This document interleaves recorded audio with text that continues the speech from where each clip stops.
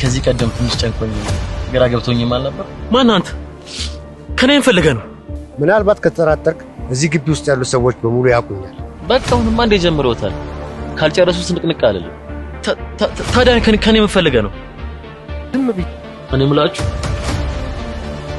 የእናንተ የደስታ ምንጭ ግን ምንድን ነው? ተንኩራፋት አጂ ደግሞ ጨፈርኩ ላይ ጨፈራ በያዘ እግዚአብሔር ይስጥልኝ። ለአንተ ይስጥ እንጂ ለእኔማ ምን ይሰጠኛል?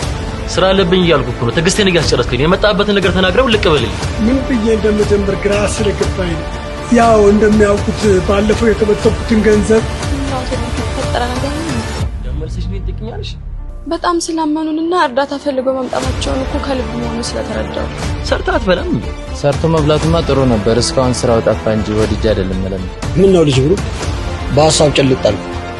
አብልተ አጠጥተ ልሸኛችሁት ወታት ነው እንዴ? ጠጣ ነው አልጠፋም። ትንሽ ስራ ቢዚ አድርጎኝ። ከምር ምንም አላመናችሁኝ። ከልብ እኮ ነው የማወራችሁ።